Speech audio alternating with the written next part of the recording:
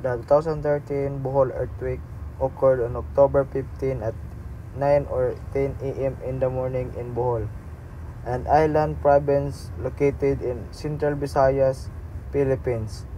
The magnitude of the earthquake was recorded at magnitude 7.2, and thousands of homes, schools, and buildings, including historical churches, were severely damaged or destroyed. The earthquake also triggered landslide and damaged infrastructures such as roads and bridges. Hi guys, I'm Luigi Novivalios from Mabini. We talk about earthquake way back 2013, and my experience is first time gud to namo nga nahitabo nga itong linog nya kusog-kusog pag yun. That time kay nakusi agad to nya mo to nagawas ko nya naka-experience mi nga sa gawas magdumag nya og magkuhag sinina mga budagan kay na trauma gito na mga guys na struggle mi pag inig kanang matog na kay napasa mo na una ang kaganiha nga nahitabo ba nga na anya na pamanto yung mga aftershock nga na hadlok good. Ang lesson learned is dili mag stay kalma ra dun ug nay kataguan sa kanang table or kanang mga ligon nga butang daw adto gyud tago ya panatiling kalma. Thank you. Mayong adlaw, ako si Zeus Bandia Paredes, nagkapuyo sa San Isidro District, Tagbilaran City, Bohol. Magstorya ta matod sa nahitabo nung 2013 linog diri sa Bohol. So ako that time na ako diri sa balay na mo mismo. Diri nga balay karon. Bata pa ko ato, elementary. So as bata, first time naka-experience og linog nga arang kusuga 7.2 diri sa Tagbilaran. Siyempre, nahadlok ko kay wow kay bawong sa buhaton. Dagan na kay mga fake news ng gawas. Ay mga laki na nung diri ingnan og kanang ang tubig sa dagat ingabot na sa dao, which is ang dao duol ra sa mua kay sunod sa San Isidro is dao na. So, ako that time bata pa ko, wala ko kalibutan, elementary pa.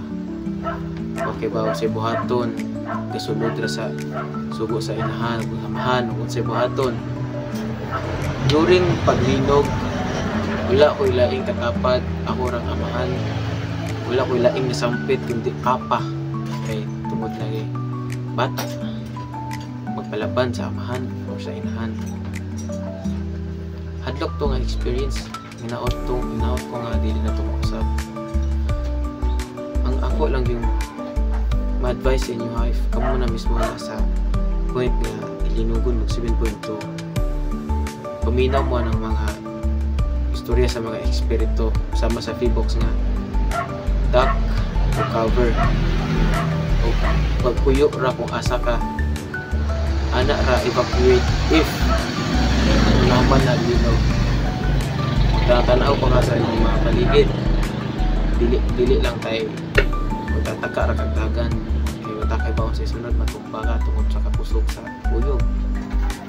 So kadto no, hadlok kay siyang experience unta ang buhon di na naman sinati sa mga kabataan kay makatrauma.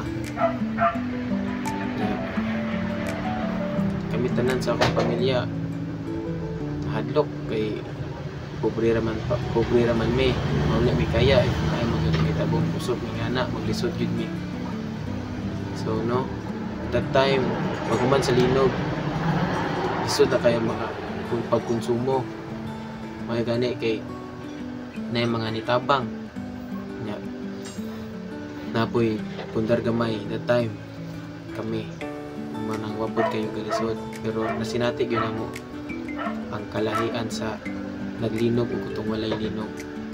Takong kabaguan sa kinabuhi sa tao nga makasinatay yung nga na naot ako nga di na mausab punta if mahitabo magani na magtinabangay tang tanan, wala na fake news, wala na ngana, wala na ijahay, tinabangay kung unsay makaya mahatag. So mo to no, mo to akong experience pag 2013, way back 2013 nga linog diri sa Bohol. Hi guys, Christian Royal View yet this weekend from Pasong Yemen this Bohol, and we talk about earthquake way back 2013. At that time na itabo ang linog, kauban ako akong brother and sister na naligo sa tabay, like layo to sa balay, and akong brother niingon siya na, kuya, ang tubig kay nagliho. So that time tanaw nagliho ko gyud, so nibarog ko. Pagbarog na ko, pagtanan ako sa mga tubangan nga ay kasagingan, agana na siya. So tanaw na ako, natumba ko, ganing kaya ako mahog sa tabay. And pagtog taon, tawag na mi sa mong mama, tawag ni that time wala hilak na akong brother and sister. So yung umpod sa bahay, so sige tawag ng mama. So akong gihawiran akong brother and sister na giguyod na siya guyod na sila padong dito sa tabok sa basak para maadtong sa mong mama. Gabot na mo to sa mama, gakos mintanan sa mama kay bata pa mi atong time, 10 or 11 years old pa mi at pakuato na time. Then pag nihinay na ang linog, gidami sa mama, gidagan mi sa karsada, dito mi nagtapok kauban ang mga silingan, dito naghapa mi sa karsada antod na ni hinay na gid siya. That time bisan among balay diri pure gid na siminto tanan, bisan suguon lang ko sa akong mama pakuha og t-shirt na mo or shirt para ilis akong manghod, di ko musugot kay mahadlok lagi. Kung mapugos mo ita kay kung di musugot bunalan man. So mo to ni kuha ko sa bahay pero magdagan, nag-abot yung mama maghangak na kay dagan-dagan dali kay kanila lagi bata pero pagsuway niya na. So bisan wagi pag-abot sa gabi way tarong tulog kay sige magkurog yuta niya bago mo pa'y pagkasuway trauma gyud, sige balik-balik yung mutok. So kato na time is dito namin sa dapit sa kalsada ng nagbutang og payag-payag, gama mig atop gamit ang dahon sa lubi, gipilo-pilo ra para mo itabil sa gigamang payag-payag, pero mo to yung mong daanan antod na okay na. Ang lesson na akong na-learn about sa earthquake is stay calm, and kung naay mga part na pwede kataguan like lamisa, tago yun antod mo hinay ang earthquake. Din kung mahal kag hinay, dagan ka sa lugar na safe, ato maghapa magduko ka, di kabiran mo para safe gyapon.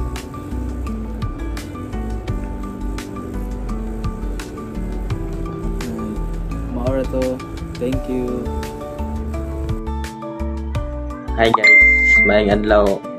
Ako rin si Ariel Buhayang, karon ako i-share ninyo ang experience ako sa atong paglinog sa una mga year 2013 pero to ato na time guys. Ito misa masakan na to yung tabang ko kanang harvest of humay. Tingara mi bagay mura maging nagkuha ng yuta galihok-lihok niya ng sabi na mo gibinawangan na may paglingin amo sa kapasakan kay gabon-bawon naman mo dito linog dito na to ano na mo tiwasag kay nang uli mi sa mua nakalabay may mga bahay nga daghan na kay mga guba mga low block nga tumpag na learn niya listen about itong linog guys. Dapat naga nilinog dapat kalmar ka, hindi ka magpanik nya mudong ka kung asa to nga safe na lugar para dili ka maunsa pa, dili ka ma-injury mo to guys. Salamat. Hello guys, ako din si Joselito Sanchez. Ako lang i-share akong na-experience atong linog sa December 2023. Grabe kay ito kay kalit lang mga paghitabuaw. Yun na mo damha to kay sa sobra ag kakusog na naratol na tanan, nagkaguliyang na may motong pagkalinog ato nakatinga na lang ko kay kuan naglihok-lihok na akong jacket ato nga time kay nagkuan mo ato nag laptop ko ato. Then pagkalinog ato ni dali-dali kog tindog ipangita na ko sila sa balay akong mama ko ladi akong manghod nang gawas mi mo tong natarantar tanan gawas na po pati tanan silingan na mo nang gawas unya duck cover na lang may ato na mo na apply ang hold kay wa on mi lamisa gud nga lig-on mo tong after atong alinog is nagulat mi if nabay mga aftershocks nga na narajud mis kalsada unya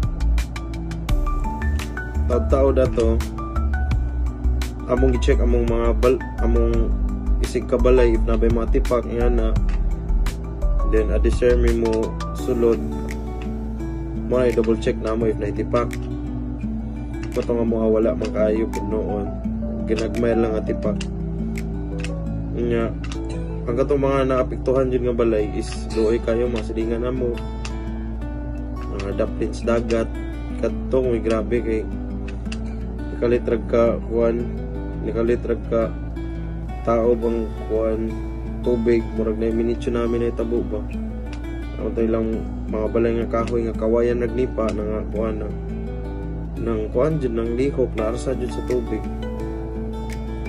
matong di dyan lalim itong pahitabo ay kunya ambrang ikapti na to iyang gipakuan niya na lang ipakatugtong dito na lang niya sa basketball gipakatog ang mga silingan na mo nga grabe ka naapektado dyan ang balay ba ang mga tog sabot-sabot na lang po may mga pamilya nga naikaya nga mag-donate na lang goods mga habol ana and then